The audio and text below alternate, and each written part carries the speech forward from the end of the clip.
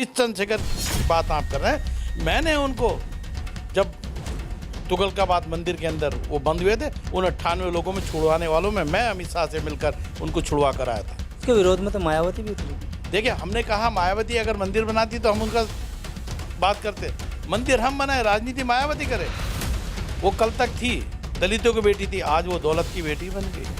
चंद्रशेखर आज़ाद का तो ये भी आरोप है कि बीजेपी सरकार में दलित समाज का शोषण हो रहा है, अत्याचार हो रहे हैं, वो बेटियों के साथ अश्लील हरकतें हो रही हैं। अब आप चंद्रशेखर से बाहर ही नहीं निकलते हो तो मेरे पास कोई जवाब नहीं। मैं राष्ट्र की बात कर रहा हूँ, एक सहारनपुर जिले के छोटे से कार्यकर्ता की बात कर रहे हैं। सोच को समझो, उनकी नीतियाँ को समझो। उनका काम झगड़ा कराना, फसाद कराना, इस तरह के काम अच्छे लोग नहीं करते। नहीं, यूपीए से निकलकर अब नया जो गठबंधन तैयार किया है इंडिया, उसको किस तरह से? कुछ नहीं, इसी तरह से बंदर और बंदरियों का खेल होता है। नमस्कार, मैं हूं आपके साथ रोशन लाल सैनी। आप देख रहे हैं न्यूज़ 14 टुडे और आज हम बात करेंगे गुरु रविदासिया विश्व महापीठ रविदासाचार्य सुरेश राठौर जी से। क्योंकि दलित समाज हैं, समाज का बिखराव होता जा रहा है, तो उस समाज को आज जो पहचान मिलती जा रही है कहीं ना कहीं, तो दो राह पर समाज खड़ा देखने को मिल रहा है। तो दलित समाज या रविदासिया समाज जो है, इसको लेकर के जो महापीठ की तरफ से राठौर साहब के क्या प्रयास किए जा रहे हैं, किस तरह से राजनीति में अपनी हिस्सेदारी दिखाई जा रही है, क्योंकि भारतीय जनता पार्टी की सरकार है, डबल इंजन की सरकार उत्तर प्रदेश और उत्तराखंड में देखी जा रही है। बावजूद उसके जिस तरह से कई जगह देखने को मिलता है कि आरोप लगते हैं कि जो शूद्र समाज है या फिर अन्य ओबीसी समाज है, तो उनके शोषण के आरोप लगाए जाते हैं। तो किस तरह से समाज को इकट्ठा करने का प्रयास किया जा रहा है? गुरुजी, आपका न्यूज़ 14 टुडे में स्वागत है। सबसे पहला यही सवाल है कि जिस तरह से समाज में बिखराव होता जा रहा है, क्या कुछ आप देख रहे हैं? देखिए, मैं अगर जिक्र करूं तो धर्म, सनातन, संस्कृति और राष्ट्रवाद, अगर हम एक तरफ अखंड भारत के निर्माण की बात करेंगे तो क्या इस समाज को छोड़ देंगे जो देश और दुनिया का सबसे बड़ा समाज है? हम सनातनी हैं। जब श्री गुरु रविदास जी अपने धर्म का प्रचार कर रहे थे, उस समय शाह सिकंदर लोधी ने उनको धर्म परिवर्तन करने के लिए तमाम जोर डाले गए, लेकिन श्री गुरु रविदास जी ने किसी भी कीमत पर धर्म परिवर्तन करना स्वीकार नहीं किया। पीठ का मुख्य उद्देश्य है गुरु रविदास जी के वचनों को मानते हुए, उनके जीवन चरित्र को समझते हुए इस देश के अंदर समता मूलक समाज की स्थापना करना। ऐसा चाहूँ राज में मिले सबन को अन, छोट बड़े और सम बसे रविदास रहे प्रसन्न। जिस समय डॉक्टर भीमराव अम्बेडकर जी ने संविधान का निर्माण किया तो उन्होंने श्री गुरु रविदास जी के जीवन चरित्र को समझा, जाना और पढ़ा, और समझते समझते जब उन्होंने संविधान का निर्माण किया, इसीलिए इस वाक्य को उन्होंने प्रेम्बल के रूप में दिया कि ऐसा चाहूँ राज में मिले सबन को अन, छोट बड़े सम बसे रविदास रहे प्रसन्न।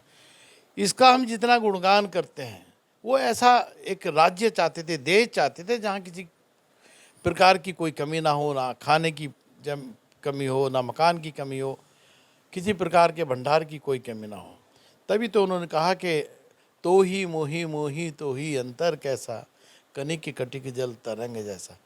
कि उन्होंने मानव को मानव के रूप में समझा, एक संदेश देने का काम किया। भक्ति भाव को उत्पन्न करते हुए, चर्म शोधन का काम करते करते उन्होंने ईश्वर की प्राप्ति का काम किया। आज मैं दावे के साथ कह सकता हूँ कि श्री गुरु रविदास जी से बड़ा कोई भी महान संत इस दुनिया में पैदा नहीं हुआ।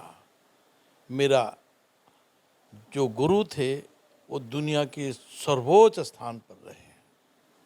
तो समाज में बिखराव देखा जा रहा है, अलग अलग सामाजिक संगठन बन रहे हैं, जबकि महापीठ है जो रविदासिया महापीठ, वो विश्व का सबसे बड़ा संगठन है, लेकिन जो तमाम छोटे संगठन बनते आ रहे हैं उसमें कहीं ना कहीं बिखराव देखने को मिल रहा है। कैसे चले? देखिए, बड़ा सुंदर सा, जात जात में जात है जो केलन के पात, रविदास ना मानस जुड़ सके लोना जात में जात। गुरु रविदास जी ने कहा कि ये जो केला है ना, जिस प्रकार से केले के पत्ते को अगर काटोगे तो छीलोगे तो एक पत्ता दूसरा निकलेगा, उस पत्ते को भी निकालोगे तो उसके नीचे पत्ता निकलेगा, इसी प्रकार से अंत में भी चले जाएंगे तो एक पत्ता ही निकलेगा। इसी तरह से हमारे समाज के अंदर जातियों का इसी तरह से बंटवारा है।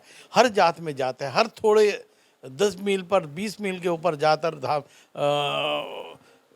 भाषा में परिवर्तन हो जाता है। तो इसकी चिंता नहीं करनी चाहिए। रविदास पीठ एक बहुत बड़ा संगठन है, देश और दुनिया में उसकी अलग पहचान है। करोड़ों लोग जुड़े हैं, चाहे उत्तर प्रदेश की बात करें, हरियाणा की बात करें, जम्मू कश्मीर की बात करें, पंजाब की बात करें, गुजरात की बात करें, महाराष्ट्र की बात करें, मध्य प्रदेश आप देख चुके 12 तारीख को श्री गुरु रविदास जी की उस सागर के अंदर 12 तारीख को माननीय प्रधानमंत्री नरेंद्र मोदी जी ने श्री गुरु रविदास जी का एक भव्य मंदिर 100 करोड़ रुपए की लागत से बनाने का, और उसमें मुख्य आचार्य के रूप में मुझे बुलाया। तो मेरे लिए गौरव की बात है कि यशस्वी प्रधानमंत्री जी ने इस लायक तो समझा कि हम उसके आचार्य बने। जो देश को हम देना चाहते हैं, जो समझना चाहते हैं, देश को एकजुट करना चाहते हैं, समाज को जोड़कर एक प्लेटफॉर्म पर लाना चाहते हैं, जिस राजनीति के लोग बात करते हैं, माननीय मोदी जी ने एक नहीं अनेकों बार जाकर काशी के अंदर भगवान रविदास जी से आशीर्वाद प्राप्त करने का काम किया। ये नरेंद्र मोदी जी की सरकार है जिन्होंने हमारे तमाम सुझावों को स्वीकार करते हुए 5 तीर्थ डॉक्टर भीमराव अम्बेडकर जी के नाम पर, जहां उनका जन्म हुआ, 26 अलीपुर रोड जहां उन्होंने शिक्षा ग्रहण की थी, नागपुर जो दीक्षा भूमि थी, जहां चिचई बम्बई के अंदर हिंदू मिल के अंदर था, उसको भी वहाँ पर सुंदर सा स्मारक बनाया, और लंदन के अंदर जहाँ डॉक्टर भीमराव अम्बेडकर जी शिक्षा ग्रहण कर रहे थे उसको भी खरीदा गया। ऐसे 5 तीर्थों की स्थापना के साथ डाक टिकट जारी करना, सिक्का जारी करना अम्बेडकर के नाम पर, ये पहले किसी प्रधानमंत्री ने नहीं किया। हम आभार व्यक्त करते हैं माननीय मोदी जी का कि वो कम से कम दलितों के दबे कुचले समाज को साथ लेकर चलना चाहते, कंधे से कंधा मिलाकर उनको आगे बढ़ाने की बात करते हैं। तभी तो कहा था मेरे गुरु ने, जात पात पूछे ना कोई, हरि का भजे तो हरि का होई। जो इस तरह सामाजिक संगठन बन के आए, चाहे उसमें भीम आर्मी हो, भीम आर्मी जय भीम हो, नेशनल भीम आर्मी हो, भीम आर्मी के नाम पर तमाम संगठन बनते जा रहे हैं, जिसमें एक दूसरे पर आरोप भी लग रहे हैं कि एक दूसरे पर कि समाज की जो युवा हैं उनको गुमराह किया जा रहा है। पहले उनकी सोच को देखो, उनकी नीति क्या है, उनका आचरण क्या है, समाज को जोड़ने का काम करते हैं या तोड़ने का काम करते हैं। जब इसका आकलन कर लेंगे तो आपको स्वतः ही महसूस हो जाएगा कि उनकी सोच किस बेस पर बनी और श्री गुरु रविदास विश्व महापीठ की सोच क्या है। हम समाज को जोड़ने की बात करते हैं। जिस चंद्रशेखर की बात आप कर रहे हैं, मैंने उनको जब तुगलकाबाद मंदिर के अंदर वो बंद हुए थे, उन 98 लोगों में छुड़वाने वालों में मैं अमित शाह से मिलकर उनको छुड़वा कर आया था। हम कोई परहेज नहीं करते, हम समाज को एक साथ जोड़कर चलना चाहते हैं। जिस समय मैंने नमामि गंगे घाट हरिद्वार के ऊपर एक मूर्ति को लेकर जो लोगों ने बयान दिए थे, इन लोगों ने राजनीति करना चाहा। हमने गुरु रविदास विश्व महापीठ के माध्यम से वहीं कथा का आयोजन किया, वहीं श्री गुरु रविदास ज्ञान गंगा महायज्ञ का आयोजन किया। अनेकों सैकड़ों लोग, मंत्री लोग, कैबिनेट मंत्री उस आयोजन में पहुंचे और वहां पर रविदास जी के मंदिर की स्थापना मैंने की और रविदास मूर्ति और मीरा जी की मूर्ति की स्थापना मैंने की। उस पर हम किसी को राजनीति नहीं करने देंगे। उसके विरोध में तो मायावती भी उतरी थी। देखिए, हमने कहा मायावती अगर मंदिर बनाती तो हम उनका बात करते, मंदिर हम बनाए, राजनीति मायावती करे। वो कल तक थी दलितों की बेटी थी, आज वो दौलत की बेटी बन गई है। दलितों का कोई सरोकार नहीं है। इतिहास को उठा के देख लो, कोई टिकटर वो सीधे देती हो तो हमें बात करना। ये भारतीय जनता पार्टी है। एक एक कार्यकर्ता को जमीन से उठाकर, कल्याण सिंह जैसे व्यक्ति को, सामान्य अध्यापक को उन्होंने मुख्यमंत्री बनाने का काम किया, चाय बेचने वालों को देश का प्रधानमंत्री बनाने का काम किया, गरीब के बेटे को जाके राजेंद्र अर्लेकर को बिहार का गवर्नर बनाने का काम किया। एल मुरुगन हमारे मंत्री थे, हमारी पीठ के कार्यकर्ता थे, उनको बिना एमपी के मंत्री बनाने का काम किया। 1 दर्जन हम नाम गिना देंगे। बहुत सारे लोगों को गवर्नर बनाने का काम किया। ये भारतीय जनता पार्टी की सोच है। वो धर्म के बारे में, संस्कृति के बारे में, राष्ट्रवाद के बारे में सोचती है, एकता की बात करती है। वो जात पात की बात नहीं करती, राष्ट्रीयता की बात करती है। लेकिन अगर भीम आर्मी की बात करूँ तो भीम आर्मी में रहते हजारों युवा ऐसे हैं जिन पर अब मुकदमे चल रहे हैं हर तमाम धाराओं में, तो उसको लेकर क्या कहेंगे युवाओं को? मैंने कहा उसकी सोच को समझो, उनकी नीतियों को समझो। उनका काम झगड़ा कराना, फसाद कराना, इस तरह के काम अच्छे लोग नहीं करते। उनकी नीतियाँ क्या है, समाज के लिए दर्शन क्या है। तो जब रविदास विश्व महापीठ का कार्यकर्ता अगर चंद्रशेखर भी बनेगा तो तब भी वो बनकर हमारी पीठ का सदस्य बन सकता है। मायावती भी चाहे तो हमारी पीठ के सदस्य बन सकती हैं। हमने कोई गुरेज नहीं किया। जिसको आना है वो किसी भी दल का व्यक्ति है, वो समाज के प्रति वफादार होना चाहिए। जो पीठ की जिम्मेदारी है, जो पीठ के काम है, उनमें वो खरा उतरना चाहिए। निश्चित रूप से हम उसको पीठ में आगे बढ़ाने का काम करेंगे, उनको सदस्यता देने का काम करेंगे। लेकिन चंद्रशेखर आज़ाद का तो ये भी आरोप है कि बीजेपी सरकार में दलित समाज का शोषण हो रहा है, अत्याचार हो रहे हैं, बहु बेटियों के साथ अश्लील हरकतें हो रही हैं। अब आप चंद्रशेखर से बाहर ही नहीं निकलते हो तो मेरे पास कोई जवाब नहीं है। मैं राष्ट्र की बात कर रहा हूँ, एक सहारनपुर जिले के छोटे से कार्यकर्ता की बात कर रहे हैं। तो राष्ट्रीय अध्यक्ष हैं सर। राष्ट्रीय अध्यक्ष तो कोई भी लिख दे, टीम भी तो होनी चाहिए पूरे राष्ट्र में। देश में पहचान भी तो, नीतियाँ भी तो होनी चाहिए, समाज में पहचान भी तो होनी चाहिए। समाज के लिए कितने काम किए, एक काम तो गिनवा दे। तो दलित समाज को भारतीय जनता पार्टी के शासनकाल में, क्योंकि डबल इंजन की सरकार उत्तर प्रदेश में, डबल इंजन की सरकार मध्य प्रदेश में, डबल इंजन की सरकार हरियाणा में, डबल इंजन की सरकार उत्तराखंड में भी है, तो कितना सुरक्षित आप दलित समाज को? 2024 में पुनः फिर डबल इंजन की सरकार बनेगी। बहुत सारी स्थानों पर ट्रिपल इंजन की सरकारें भी हैं। सहारनपुर के अंदर भी ट्रिपल इंजन की सरकार है, हरिद्वार के अंदर भी ट्रिपल इंजन की सरकार है। जहाँ जिला पंचायत के अध्यक्ष हमारे हैं वहाँ तीसरी सरकार हमारी है, जहाँ मेयर हमारे हैं वहाँ तीसरी सरकार हमारी है। इस तरह से बहुत सारे उदाहरण हैं जहाँ तीन तीन इंजन की सरकार भी हमारी है। आपको ये भी समझना होगा 2024 में ये जनता फिर से डबल इंजन की सरकार बनाकर यहाँ पर देश के अंदर पुनः माननीय नरेंद्र मोदी को देश का प्रधानमंत्री बनाना चाहते हैं। सवाल ये है कि कितना सुरक्षित है रविदासिया समाज? देखिए, ये सुरक्षित की बात है। मैं बता रहा हूँ, आज अपने आप में जो रविदास समाज है कितना प्रसन्न अपने आप को महसूस करता है।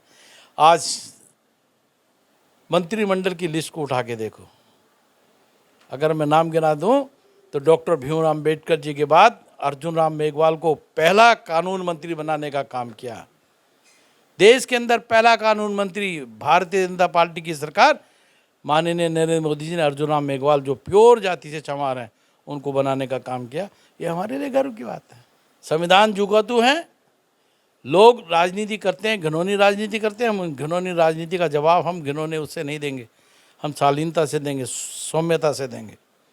भारतीय जनता पार्टी संविधान को मानती है। डॉक्टर भीमराव अम्बेडकर जी के चित्र के सामने लोकसभा में घुसने से पहले 2014 में माननीय नरेंद्र मोदी जी ने लंबे होकर प्रणाम करते हुए कहा, यदि डॉक्टर भीमराव अम्बेडकर जी नहीं होते तो मैं देश का प्रधानमंत्री नहीं बनता। ऐसी सोच किसी प्रधानमंत्री की आज तक नहीं हुई। आप किस सोच की बात करते हैं? राहुल गांधी की 5 महीने बाद अब लोकसभा सदस्यता बहाल हो जाती है, सरकारी बंगला उनको वापस मिल रहा है, और अब संसद में जाकर के वो अब नए तेवर में जिस तरह से बयानबाजी कर रहे हैं, सवाल जवाब कर रहे हैं, उसको किस तरह से देखिए, हम कानून को मानने वाले लोग हैं। न्यायपालिका जो आदेश करती है उसको पालन करना हमारा काम है। अगर न्यायपालिका के माध्यम से उनको कोई लाभ मिला है तो हम उसका समर्थन करते हैं, लेकिन हम न्यायपालिका को मानने वाले हैं। कानून की परिधि के अंदर कोई हमारी बात करेगा तो हम उसको निश्चित रूप से मानेंगे। अब विपक्ष ने यूपीए से निकलकर अब नया जो गठबंधन तैयार किया है इंडिया, उसको किस तरह से देखते हैं? कुछ नहीं, इसी तरह से बंदर और बंदरियों का खेल होता है, उछल कूद चलती है। जब चुनाव आते हैं तो सब बिखर के चले जाते हैं। कुछ नहीं होने वाला, एक ही भारी है। नरेंद्र मोदी देश के प्रधानमंत्री बनेंगे और मोदी जी है तो मुमकिन है। देश की जनता उनके साथ खड़ी है और निश्चित रूप से 2024 के अंदर मोदी जी पुनः भारत के प्रधानमंत्री के रूप में जीत कर आएंगे और देश को नहीं दुनिया को उन्होंने दिखा दिया है कि नरेंद्र मोदी जी का मान सम्मान आज दुनिया में है। पहले देश के प्रधानमंत्री विदेश में जाते थे तो उनको कोई मालूम भी नहीं करता था, पूछता भी नहीं। आज जब जाते हैं तो अमेरिका के राष्ट्रपति उनका स्वागत करने के लिए, उनसे हाथ मिलाने के लिए, और अरब के बहुत सारे मंत्री जो मुस्लिम कंट्री के प्रधानमंत्री हैं प्रणाम करते हैं पाँव छू के। ये हमारे लिए गर्व की बात है कि उन्होंने हमारे भारत के नाम को सर्वोच्च शिखर पर पहुंचाने का काम किया। 2024 का चुनाव नज़दीक है, तो रविदासिया समाज को आप कहाँ देखते हैं? क्या किसके साथ जाएगा? भारतीय जनता पार्टी के साथ जाएगा। निश्चित रूप से देश के अंदर सत्ता के जो गलियारे में चर्चा है, सत्ता के गलियारे में जो आज लोग आकलन कर रहे हैं कि जितना माननीय मोदी की सरकार ने दिया या योगी की सरकार ने दिया, आज हम अपने आप को सुरक्षित महसूस करते हैं। आज रात को 2 बजे भी हमारी बहन घूमने के लिए जाती है, काम से आती है, तो कोई उंगली उठाकर नहीं देख सकता, आंख उठाकर नहीं देख सकता। ये मोदी की सरकार और योगी की सरकार में मुमकिन है। इसलिए मैं कह सकता हूँ कि निश्चित रूप से देश के अंदर 2024 में माननीय मोदी की सरकार बनेगी। मायावती के साथ क्यों नहीं जाएगा? क्योंकि लोगों के दिलों में तो हाथ ही बसा हुआ है। मेरी बड़ी बहन है, लेकिन मैंने पहले भी कहा, मैं फिर कह रहा हूँ, बड़ा इज्जत करता हूँ, बड़ा आम मान सम्मान करता हूँ। निश्चित रूप से अगर वो माननीय काशीराम जी की नीतियों के ऊपर चलती तो उनको कोई स्थान बड़ा ऊंचा मिल जाता, लेकिन फिर भी हम उनको बड़ी बहन के नाते आदर करते हैं, सत्कार करते हैं। वो अगर दलित की बेटी बनी रहती और दौलत की बेटी नहीं बनती तो उनको बहुत बड़ा स्थान मिलता। उन्होंने दौलत की बेटी बनकर अपनी राजनीति को इतिश्री करने का काम किया है। धन्यवाद गुरुदेव। ये थे हमारे साथ श्री गुरु रविदासीय महापीठ के रविदासाचार्य जी, जिन्होंने न्यूज़ 14 टुडे से बातचीत में साफ कर दिया है कि 2024 के लोकसभा चुनाव में भारतीय जनता पार्टी के साथ रविदासिया समाज का पूरा समर्थन रहेगा। और जिस तरह से बसपा सुप्रीमो मायावती हैं, वो दलित की बेटी ना होकर अब दौलत की बेटी हो गई है। यही वजह है कि उसके साथ से जो दलित समाज है उनका साथ छोड़ने को मजबूर। अगर आप ये खबर फेसबुक पर देख रहे हैं तो वीडियो को लाइक करके पेज को फॉलो करें। इसके अलावा अगर आप इस खबर से यूट्यूब के जरिए जुड़े हैं तो चैनल को सब्सक्राइब करके बेल आइकन दबाना बिल्कुल ना भूलें। नमस्कार।